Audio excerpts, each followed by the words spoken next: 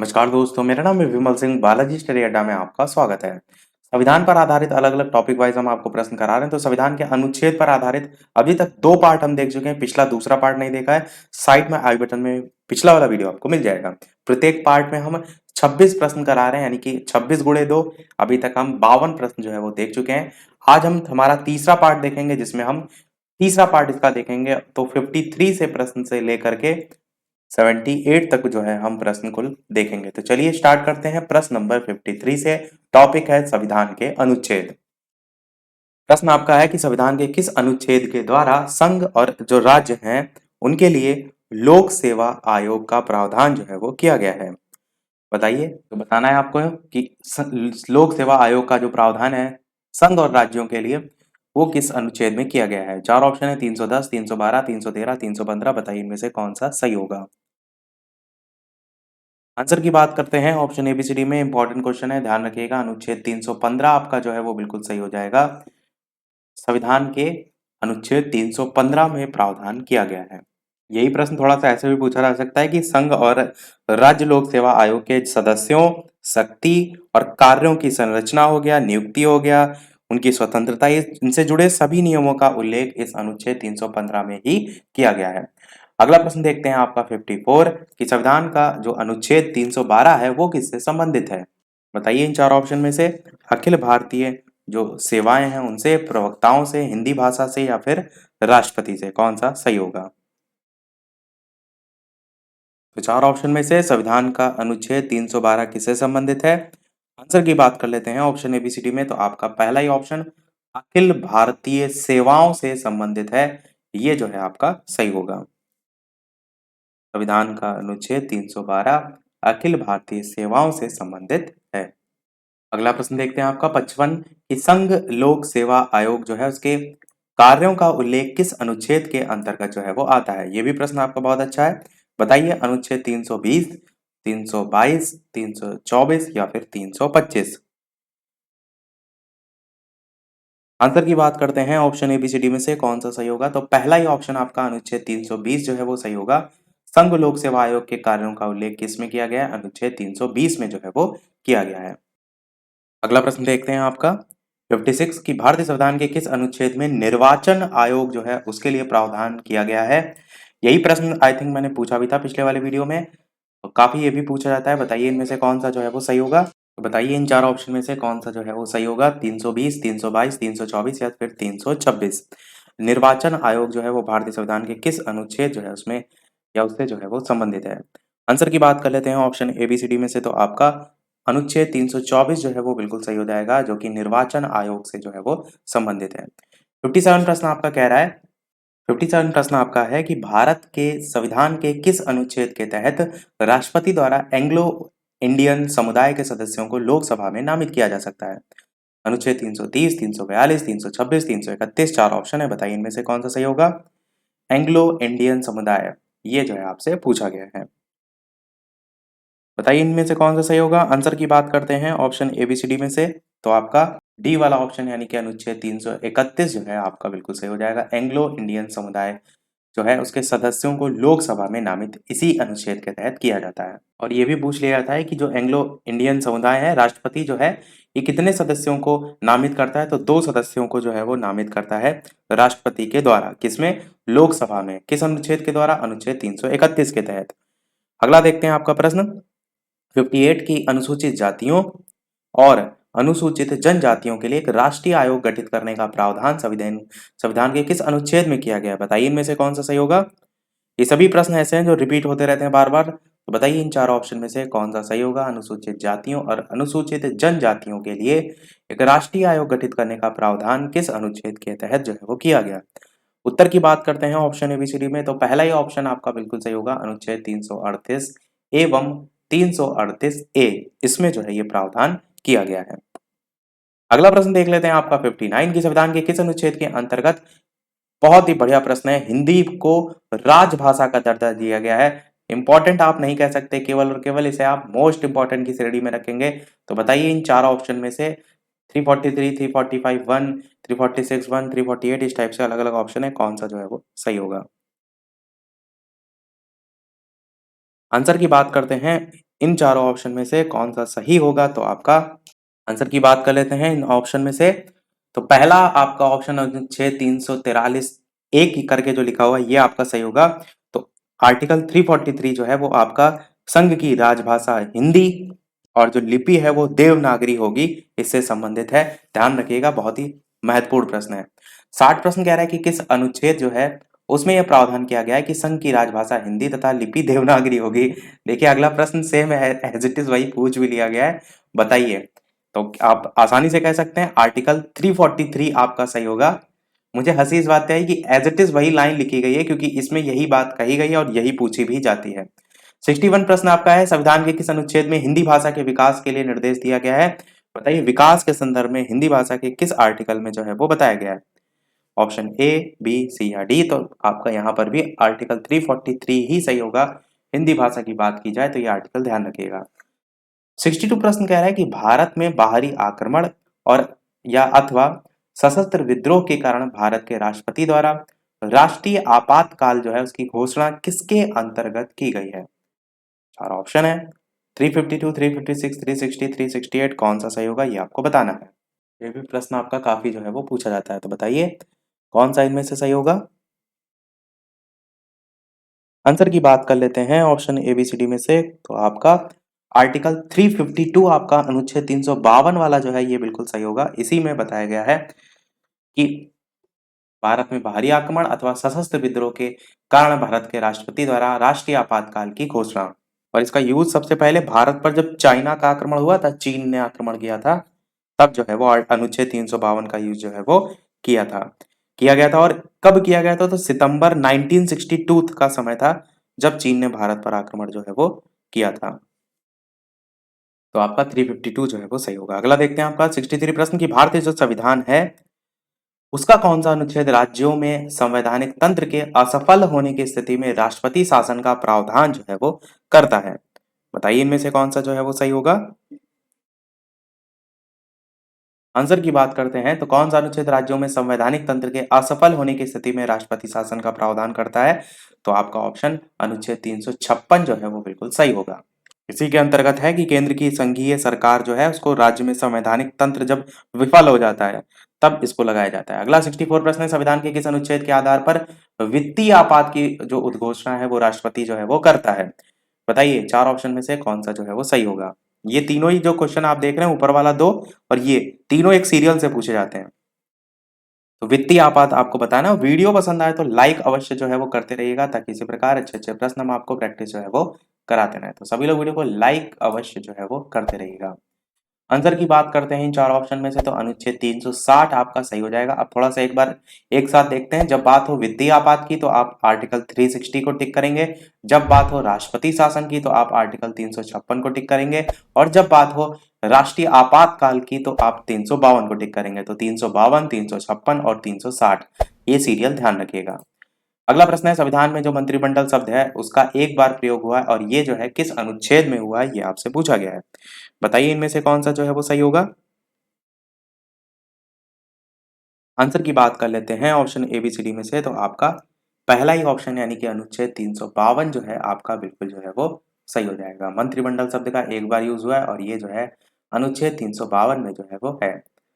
अगला प्रश्न आपका कह रहा है कि भारत के संविधान के अनुच्छेद 350 ए जो है उसके अधीन उपबंध किससे जो है वो संबंधित है? बताइए इन चार ऑप्शन में कौन सा जो है वो सही होगा। तो बताना है आपको भारत के संविधान के अनुच्छेद 350 ए जो है उसके अधीन उपबंध इसमें से कौन सा जो है किससे जो है वो संबंधित है। चार ऑप्शन ना पढ़ के हम डायरेक्ट आंसर की बात करते हैं कौन सा इनमें सही होगा। तो सी वाला आपका ऑप्शन सही होगा कि प्राथमिक स्तर पर मातृभाषा में शिक्षा की जो सुविधाएं उनकी व्यवस्था करने का उपबंध जो है वो इससे जो है वो संबंधित है, अनुच्छेद 350 ए से संबंधित है। 67 प्रश्न आपका कह रहा है कि किस अनुच्छेद के अंतर्गत संसद संविधान में संशोधन कर सकती है? ये भी आपका बहुत ही अच्छा प्रश्न है। बताइए इनमें से कौन सा सही होगा। 269, 74, 368 या 374। Option A B C D में बताना है कौन सा सही होगा। और ये जरूर करिएगा, इनको क्वेश्चन को याद कर लीजिएगा। अगर आप केवल यहाँ पर अंधी लगाएंगे कि ये सही होगा वो सही होगा और रटेंगे नहीं तो आगे कोई फायदा नहीं होगा। तो कोशिश ये कीजिएगा इन सब जो आर्टिकल है उनको याद कर लीजिएगा। ये वही सब प्रश्न है जो बार बार रिपीट होते हैं। आंसर की बात करते हैं तो अनुच्छेद 368 आपका सही हो जाएगा। संविधान के किसी बात के होते हुए भी संसद में संसद जो है वो अपनी संविधान शक्ति का यूज करके संविधान के किसी भी उपबंध का परिवर्तन कर सकती है, निरसन कर सकती है, या डायरेक्ट आप कह सकते हैं संशोधन कर सकती है। सबसे अच्छा वर्ड है। 68 प्रश्न कह रहा है भारत के संविधान का अनुच्छेद 368 किससे संबंध में है? अब देखिए ऊपर 368 देखा, अब उसी का दूसरा रूप प्रश्न देखिए यहाँ पर दे रखा है। अब ऊपर तो देख ही लिया है, बताइए फटाफट से कौन सा इन चार ऑप्शन में सही होगा। बस आप आसानी से एक वर्ड को पिक कर लेंगे, संशोधन, बस यहीं से आंसर तक पहुंच जाएंगे कि संविधान का संशोधन करने की भारत की संसद की शक्ति जो है अनुच्छेद 368 में जो है वो आती है। 69 प्रश्न है आपका कि संविधान का कौन सा अनुच्छेद है जिसके दुरुपयोग की शिकायत संसद के भीतर और बाहर सर्वाधिक हुई और जिसका प्रयोग केंद्र में सत्तारूढ़ दल ने अनेक बार अपने स्वार्थ में भी जो है वो किया। बताइए इनमें से कौन सा जो है वो सही होगा। आंसर की बात करते हैं ऑप्शन एबीसीडी में से, तो आपका बी वाला ऑप्शन अनुच्छेद 356 जो है आपका बिल्कुल सही हो जाएगा। इसी में जो है ये उल्लेख किया गया है। 70 प्रश्न आपका हाल ही में हटाया गया अनुच्छेद 370 भारत के किस राज्य से जो है वो संबंधित है? असम, सिक्किम, नागालैंड, जम्मू कश्मीर, बताइए इनमें से कौन सा सही होगा, काफी चर्चा में भी रहा था। आंसर की बात करते हैं ऑप्शन एबीसीडी में से, तो आपका डी वाला ऑप्शन जो है वो सही होगा, जम्मू कश्मीर आपका सही होगा। हाल ही में हटाया गया अनुच्छेद 370 भारत के जम्मू कश्मीर राज्य से संबंधित है। भारत के संविधान का अनुच्छेद 371 एक किसे असाधारण विशेषाधिकार प्रदान करता है, ये आपको बताना है। नागालैंड, मिजोरम, सिक्किम, मणिपुर, बताइए इनमें से कौन सा सही होगा। आंसर की बात करते हैं ऑप्शन एबीसीडी में से, तो आपका पहला ही ऑप्शन यानी कि नागालैंड जो है वो बिल्कुल सही होगा। भारत के संविधान का अनुच्छेद 371 ए नागालैंड जो है उसको विशेष साधिकार प्रदान करता है। 72 प्रश्न कह रहा है कि भारतीय संविधान का कौन सा जो अनुच्छेद है जो विभिन्न आधारों पर किसी भी भारतीय नागरिक के साथ भेदभाव से संबंधित है? अनुच्छेद 11, 19, 13 या 15, कौन सा सही होगा। आंसर की बात करते हैं ऑप्शन एबीसीडी में, तो अनुच्छेद 15 आपका बिल्कुल जो है वो सही हो जाएगा। अनुच्छेद 15 से जो है ये संबंधित है। 73 प्रश्न आपका है अनुच्छेद 356 का जो संबंध है वो किससे है? वित्तीय आपात, राष्ट्रीय आपात, राष्ट्रपति शासन या फिर संविधान संशोधन,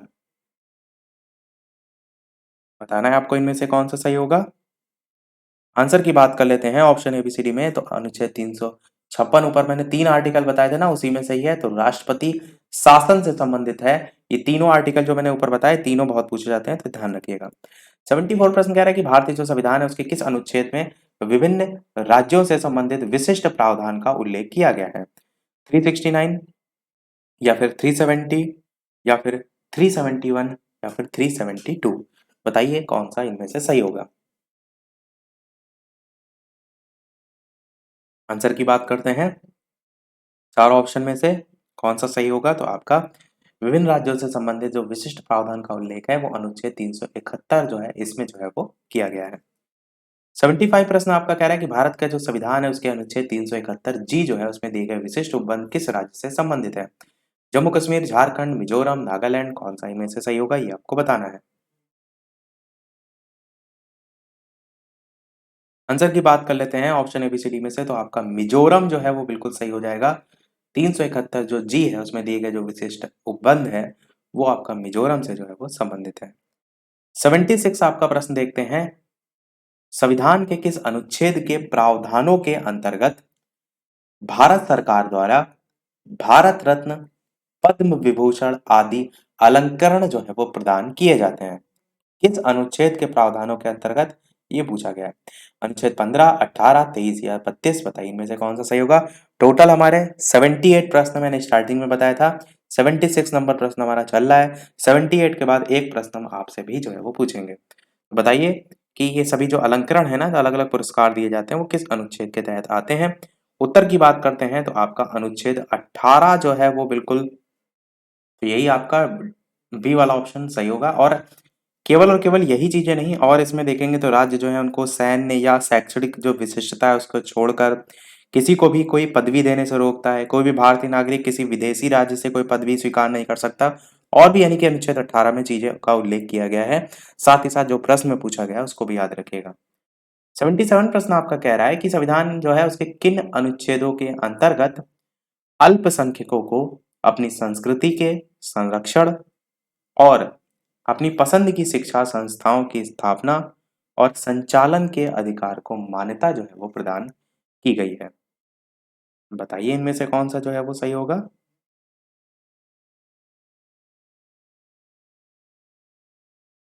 उत्तर की बात कर लेते हैं इन चारों ऑप्शन में से, तो आपका ऑप्शन यहाँ पर बी वाला अनुच्छेद 29 और 30 जो है वो बिल्कुल सही हो जाएगा, क्योंकि आपका जो अनुच्छेद 29 है ये आपका अल्प जो संख्यक हैं इनकी भाषा हो गई, इनकी लिपि हो गई, इनकी संस्कृति हो गई, इन सभी के संरक्षण से जो है वो संबंधित है।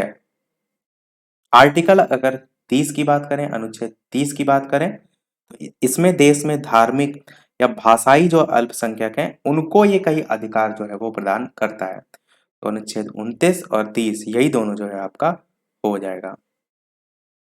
अगला देखते हैं आपका, और इस वीडियो का लास्ट प्रश्न, क्योंकि उसके बाद एक प्रश्न हम आपसे पूछेंगे, ये है आपका लास्ट प्रश्न।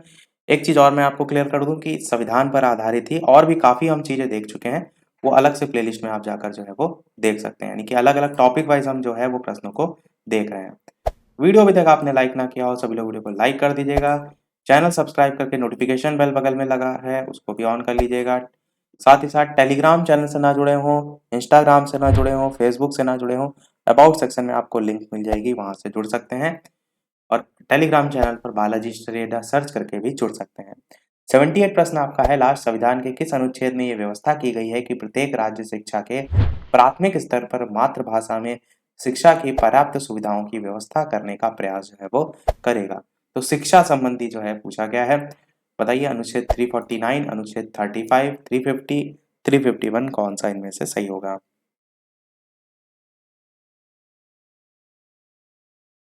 उत्तर की बात कर लेते हैं, इन चारों ऑप्शन में से कौन सा सही होगा? तो आपका सी वाला ऑप्शन यानी कि अनुच्छेद 350 जो है वो बिल्कुल सही हो जाएगा। अनुच्छेद 350। अब देख लेते हैं वो प्रश्न, जैसा कि सभी वीडियो में हम आपसे एक ना एक जो है वो प्रश्न पूछते हैं। तो इस वीडियो का आपके लिए जो है वो प्रश्न है कि भारत के संविधान का वह कौन सा अनुच्छेद है जिसमें भारत के नियंत्रक और महालेखा परीक्षक का उल्लेख जो है वो किया गया है? ये आपका इस वीडियो का प्रश्न है, जिसका आंसर आपको वीडियो के मेन कमेंट में टाइप करके बताना है। ए ऑप्शन है आर्टिकल 352, बी ऑप्शन है आर्टिकल 280 यानी 280, सी ऑप्शन है 156 और डी ऑप्शन है 148। ये चार ऑप्शन है, अपना आंसर वीडियो के मेन कमेंट में सभी लोग टाइप करके बताइएगा। तो फिर लाइव टाइमिंग और यहाँ पर अपडेट कर देते हैं, दोपहर के 3 बजे, शाम के 8 बजे लाइव आकर भी वीडियो आप देख सकते हैं। तो फिर इसका आंसर हम देखेंगे नेक्स्ट वाले वीडियो में। आज के लिए वीडियो इतना ही रखते हैं, मिलते हैं फिर अगले वीडियो में कुछ नए प्रश्नों के साथ, नए टॉपिक के साथ। तब तक के लिए नमस्कार, थैंक यू फॉर वॉचिंग।